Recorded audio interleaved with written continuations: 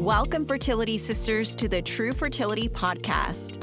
I'm your host, Lea Nicole Trujillo, a wife, mom, and therapist turned fertility coach after a challenging 7-year journey to conceive. Join me for stories from those who've walked this path, tips for your fertility and IVF journey, and some fertility-related girl talk. So let's sprinkle some of that baby dust because it's time for Tru Fertility.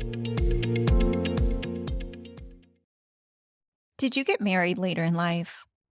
Did you still dream, though, about having a family, despite the chances being slim?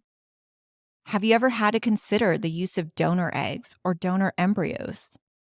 Or maybe you've suffered a loss and don't know how others made it through. Well, today I'm speaking with Laura Watson, a mom and fertility coach whose story is one of hope, loss, perseverance, and ultimately love.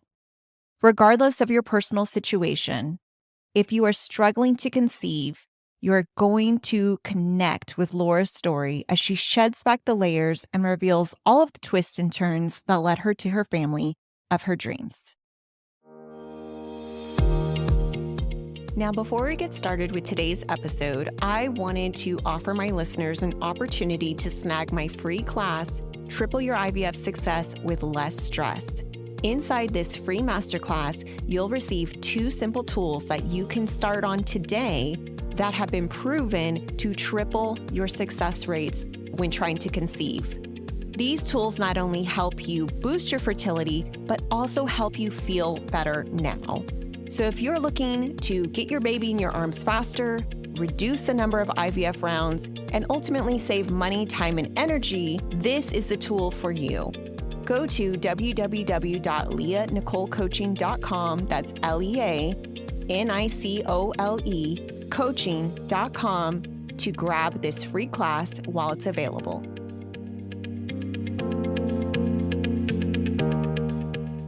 Welcome to another episode of the Tru Fertility Podcast. Today, we are talking all about donor egg, donor embryo IVF. I am actually here today with my friend, Laura Watson. Laura, thank you so much for being here today. I'm so happy to be here. Love chatting with you anytime. Yes, definitely.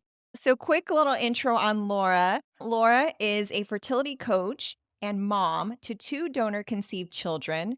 Her personal journey included failed fertility treatments, several unsuccessful rounds of IVF, and 3 heartbreaking pregnancy losses before completing her family with donor egg IVF.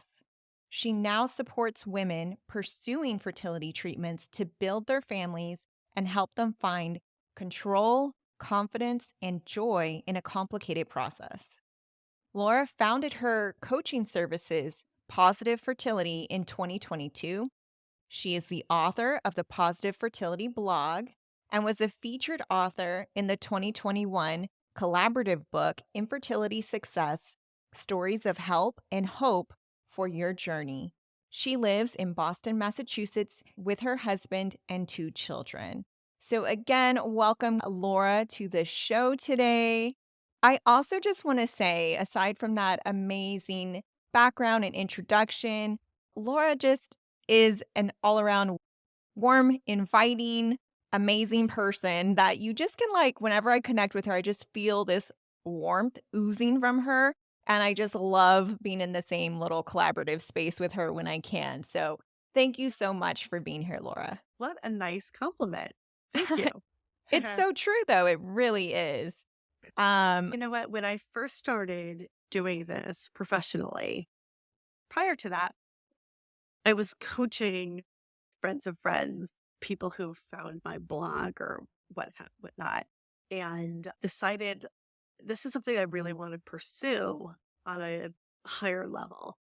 And when I was talking to someone about that, I said, the thing is, I have so much knowledge, so much information to share after my experience. And I think that I'm a pretty easy person to talk to. And when you're going through something like fertility struggles or pursuing donor conception, which is like a next level of trying to build your family, you really want to connect, right? You really want to find someone who gets it, that you can talk to, and that can offer advice, solutions where appropriate. And so, that's what I want to be, is that person that someone can connect with and feel understood, feel like they are not just, you know, talking to someone that totally doesn't get it, to talk. And I can provide a service for people who really do need that connection. Yeah, no, I think that's amazing. And again, like nobody wants to go through infertility, but when, you can basically take those lemons and then make lemonade essentially, serve that lemonade, right, to other people who unfortunately are struggling. That's all we can hope for, right? I love that. And I'm so glad again that you're here today to share your wisdom with my audience. So, before we get into it, I also want to ask you a little bit more about your story in just a second. I know we talked about the big picture of that, but I want to kind of delve a little more into the details and hoping that you can share that with us.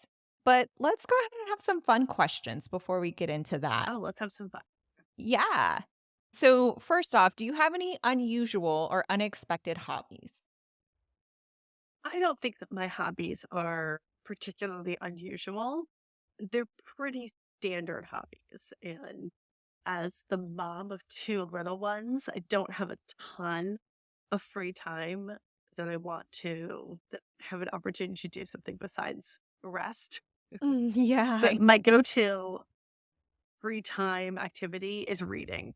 Reading fiction has always been where I go when I need to rest my mind. It's a very, I think, significant shift in my mindset when I can turn off any kind of stressors that are in my head and really escape into a novel or some sort of fiction. And if I was to like come up with a hobby, that it's, reading is probably my number one. So with reading then, what maybe is your favorite genre or what's a good book that you've read recently?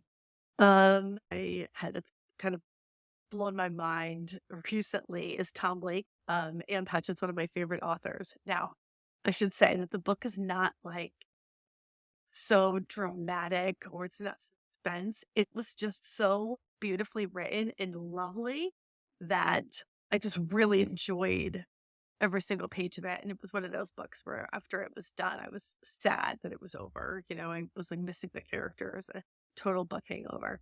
But that's probably one of the ones that is like really, I've really enjoyed recently. My latest read that I just finished the other day was an old collection of Stephen King short stories, which is so out of my comfort zone. Yeah. But I find him as a writer, his craft is inspiring that I try to read at least one of his works every year. I enjoyed it more than I thought I would, mostly because of the craft. The stories themselves were pretty creepy, but I Yeah. knew what I was getting into.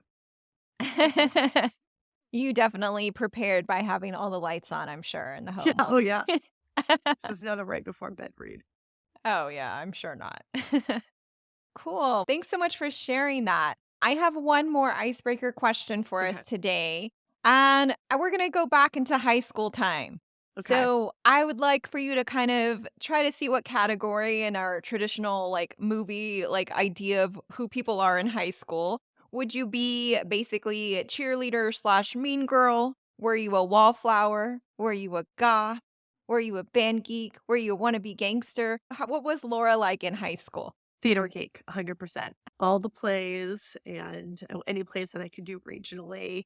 And then beyond that, I was captain of my high school dance team. So, Wow. So yeah, you like had toes in both areas. I did. Definitely wasn't like cheerleader mean girl. I did have a great close group of friends that I'm so close with now.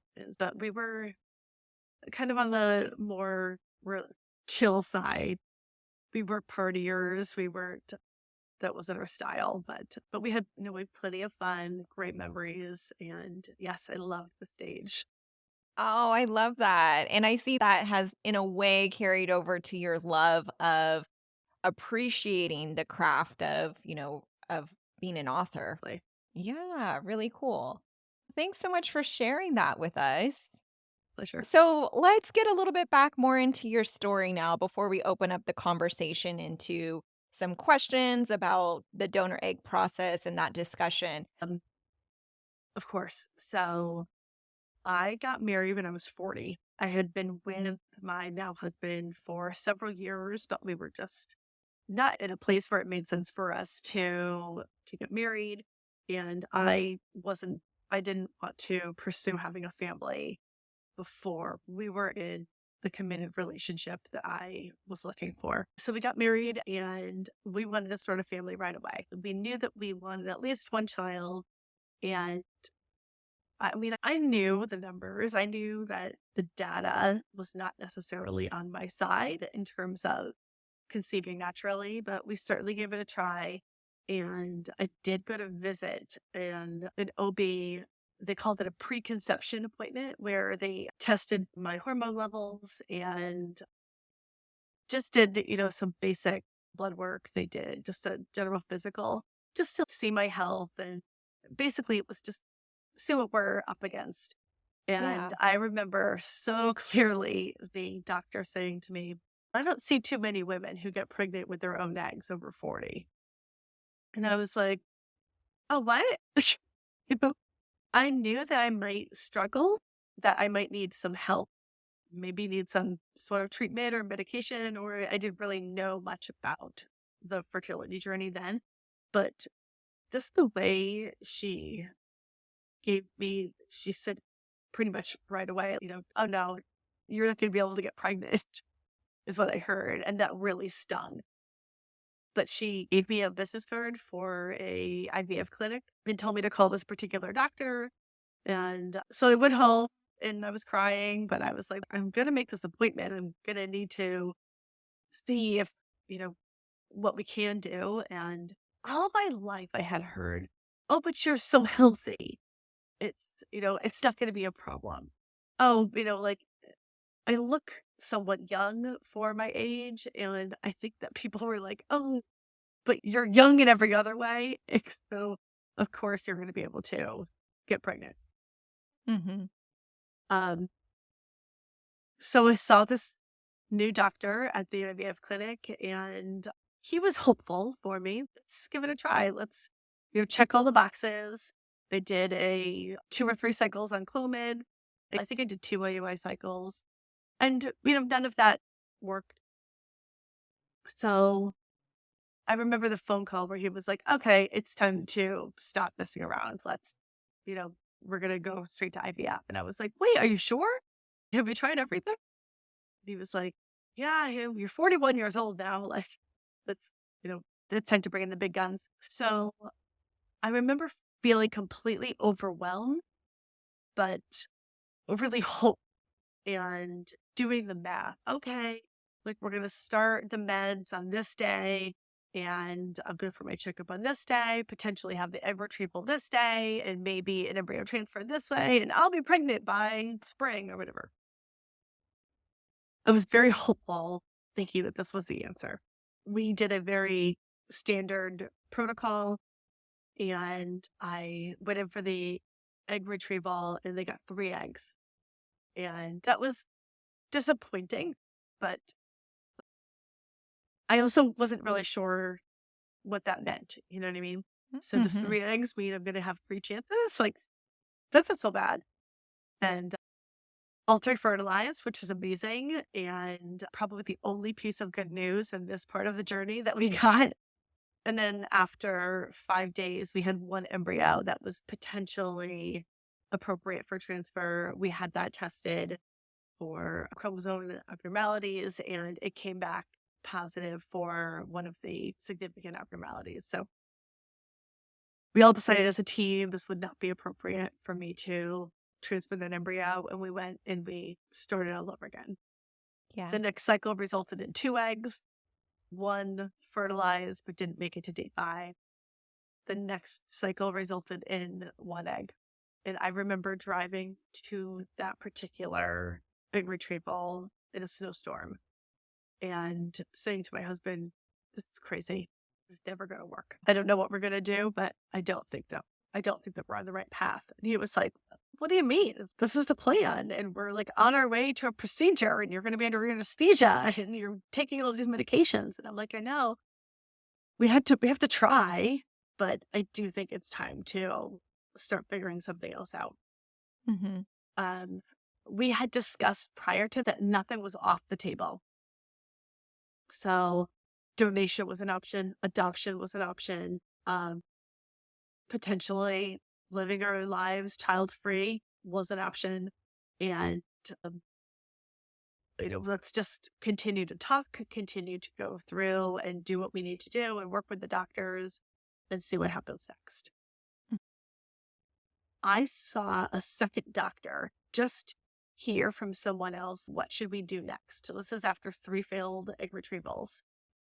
And he said to me, after looking at my results, after looking at my file, all my numbers, all of my blood work, and he was like, look, I'm not going to tell you can't get pregnant because I don't know. I don't think that IVF is your answer. I don't think that going through the IVF procedure, taking these medications, doing the egg retrieval, I don't think that you have any better shot of getting pregnant via IVF than you do on your own. You're not responding to the treatments.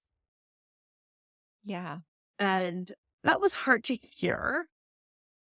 But he also said, I want you to go home and maybe do some research on egg donation.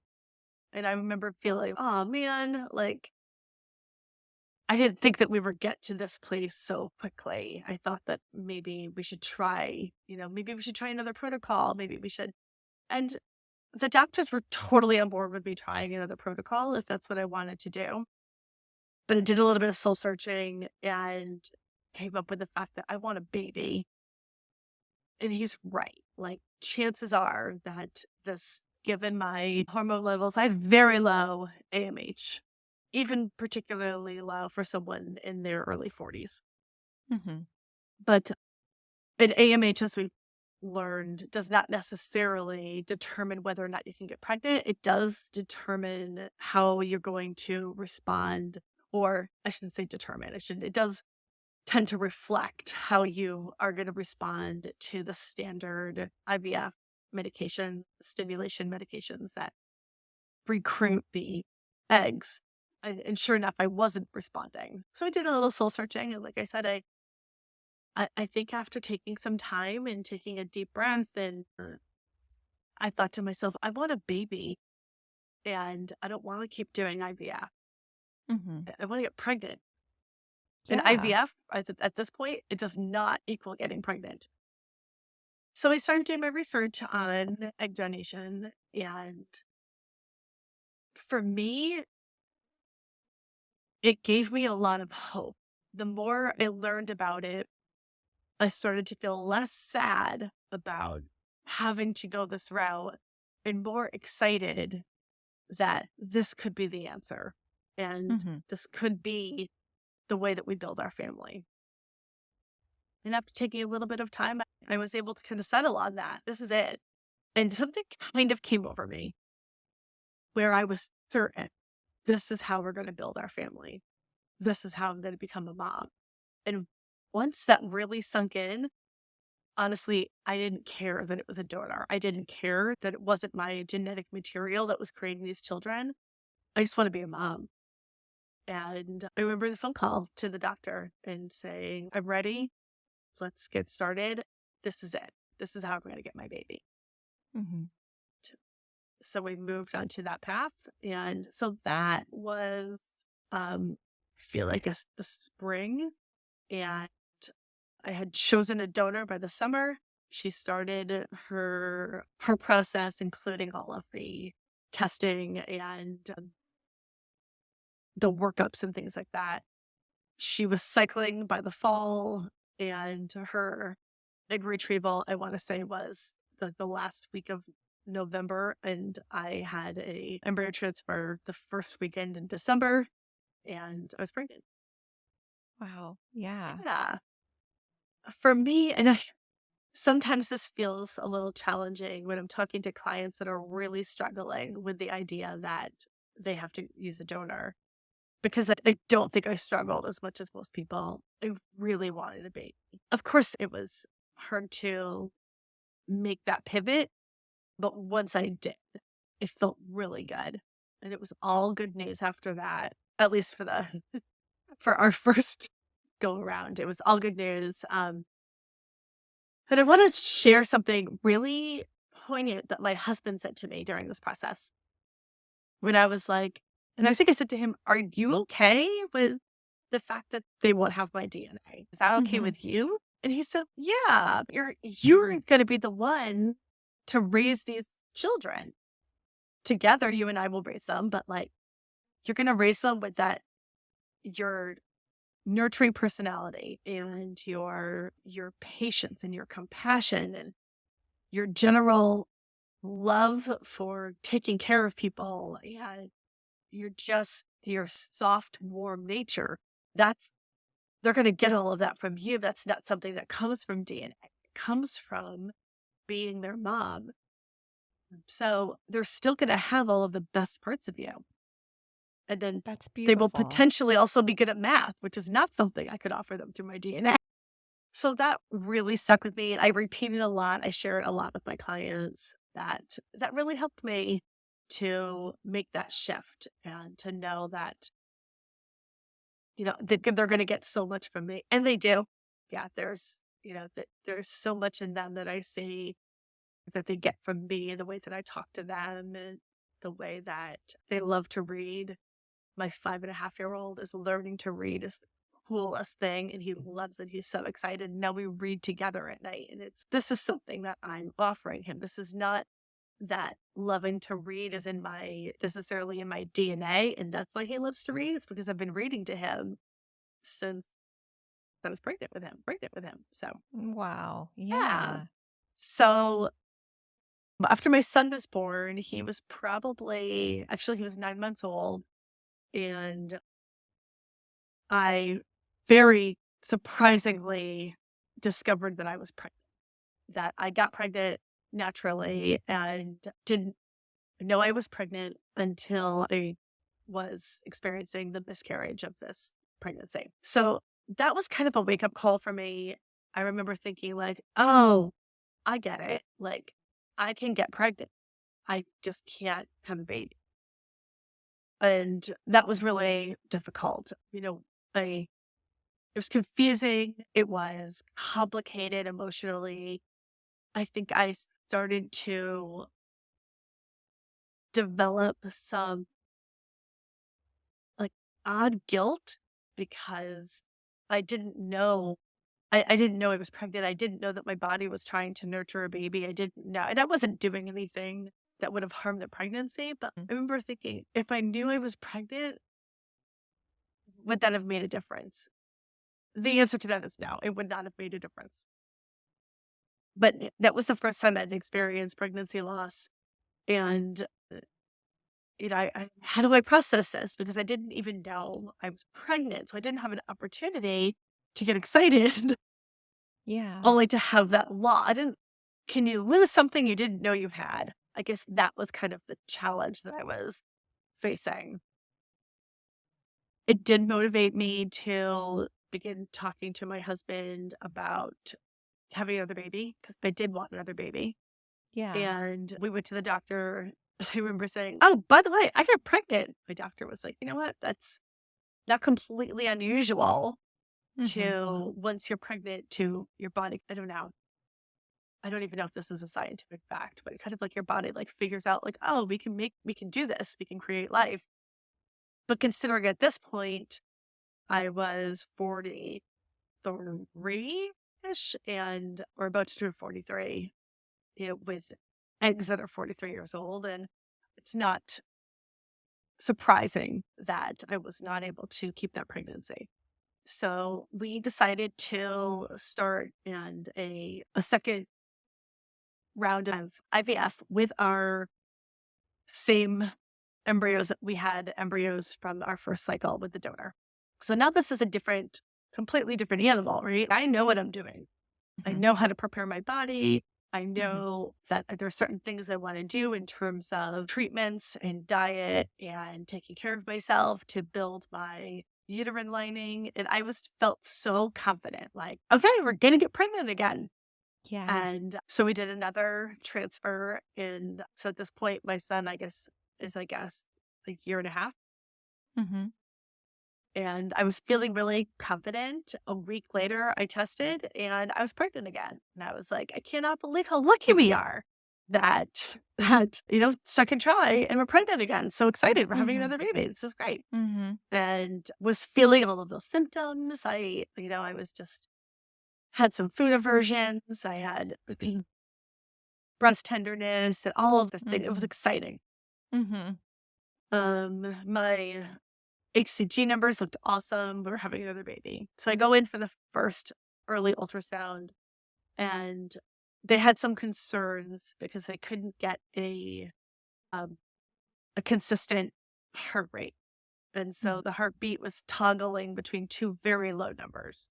And so the fact that the numbers were low was concerning, and the fact that they couldn't get a consistent heart rate was also a mystery. But, they asked me a lot of questions, like, have you experienced any cramping, any bleeding? And I'm just like, no. So they're not concerned yet. Don't worry about it. It's still early. Let's come back next week. So a week later, I go back, another ultrasound. And the sonographer was very quiet and I was very scared. And I remember kept asking, like, can I see? Can I please see? And I said, and I finally said, is there a heartbeat? And she said, there's a heartbeat. So I was like, oh, thank goodness. But she wouldn't give me the picture. She wouldn't give me any information. And so then they shuffle me off to talk to a nurse practitioner. And she said, we have a surprise that the reason we couldn't get a consistent heart rate, it was toggling between two heartbeats, is because there's two heartbeats. And apparently the embryo split and you're carrying identical twins. Wow. And so I was completely dumbstruck. Is this really happening? I remember looking at my husband and he had his head in his hands. Like, he did not respond to this news well. And I was thinking, how is the heart? Is the heartbeat good? And they were like, yeah, it looks pretty good. It's, low, but it's not that unusual for twins at this stage. And I was like, how did this happen? And isn't this pretty rare? And my husband's still not talking. And I remember feeling like I should be relieved that I'm still pregnant. But this is a new pregnancy that I am not prepared for.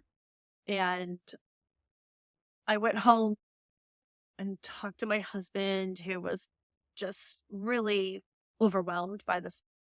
And I said, I'm scared. I'm scared that I am going to be in my mid 40s carrying identical twins. I'm scared that we are going to have 3 under 2 for a period of time. I am scared because this is not what we expected. And I'm very nervous that this is not over. And so we spent a week trying to stay positive, trying to assume that everything was going to be okay. I talked to my OB and she seemed excited for me. And so it was setting me up with a high risk OB as well. And I was like, everyone seems to think that this is going to be okay. I guess this is happening.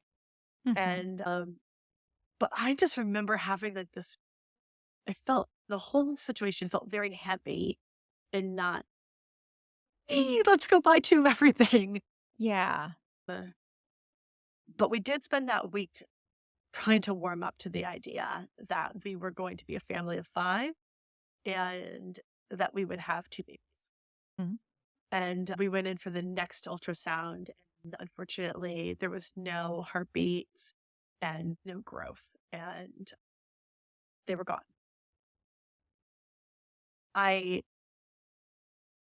It's one of those moments when you are told, I'm sorry, I don't see a viable pregnancy, that you end up reliving that moment.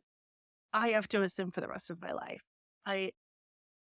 it was, I didn't, even though I had my doubts and I was, had all of these concerns, I couldn't believe it when she told me that I was no longer pregnant and that we had lost the babies. I'm still struggling with processing that that whole roller coaster, and I struggle with, again, the guilt. And I think that anybody that's listening or that has experienced pregnancy loss, it is just the guilt, regardless of whether you really do have something to feel guilty about. It is just an emotion, it's a feeling that goes along with it. Could I have done something differently? And for me with this pregnancy, it was, and I get emotional saying this, but I think it's important to share. Did I wish them away? Did I not want this bad enough? Because I would take it all back.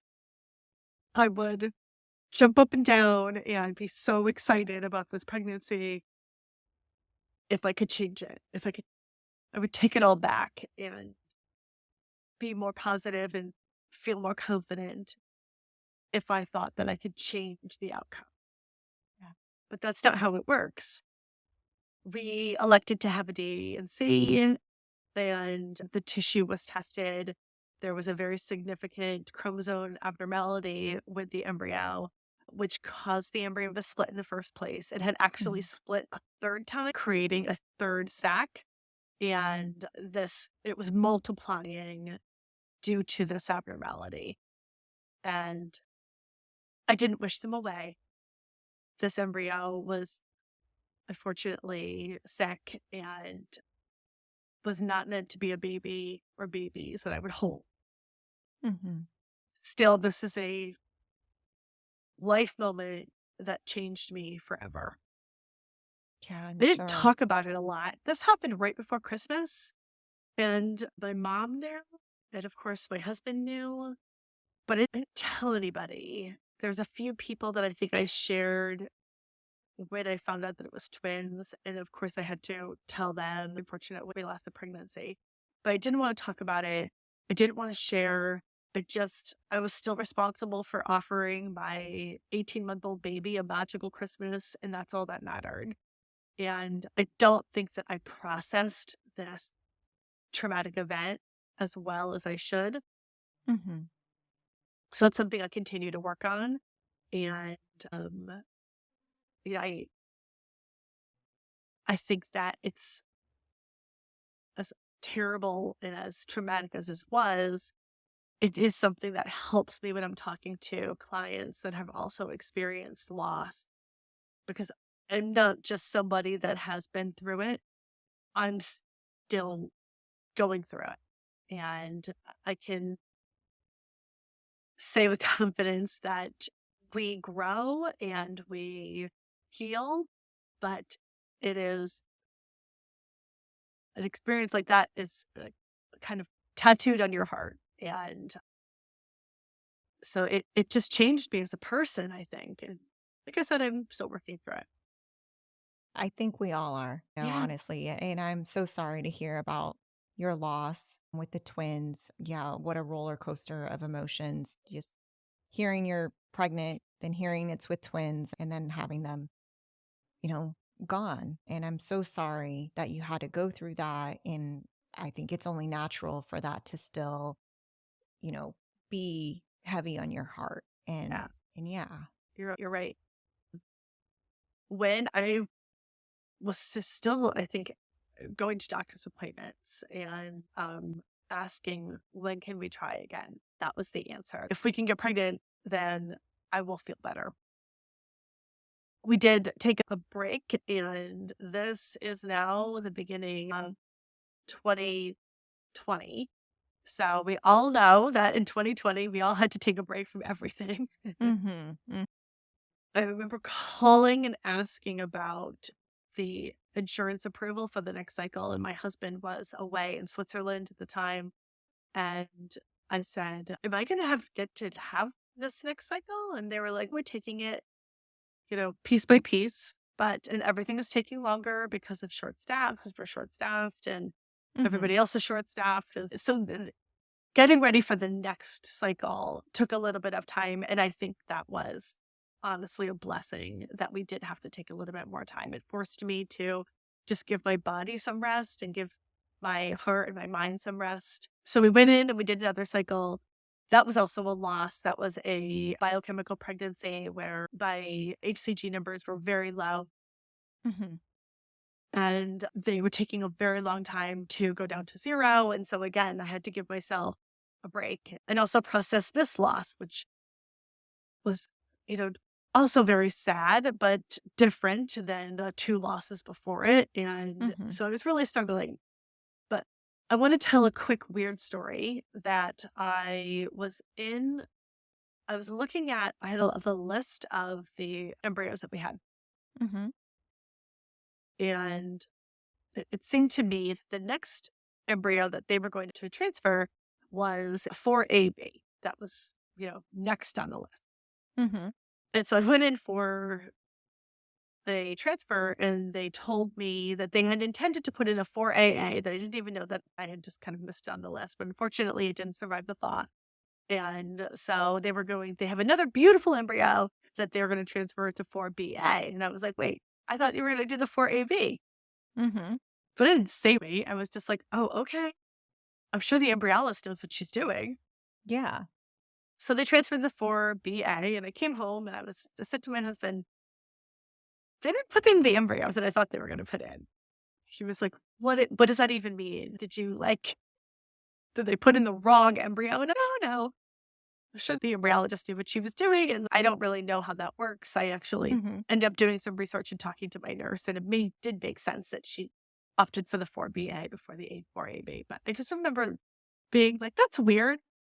That's not the embryo that was going in. And as I mentioned, the transfer resulted in a biochemical pregnancy and an early loss. And then after I was able to heal from that, and my numbers went down to zero and took a break, I was starting to prepare for yet another embryo transfer. And this time I was certain it was going to be the 4AB.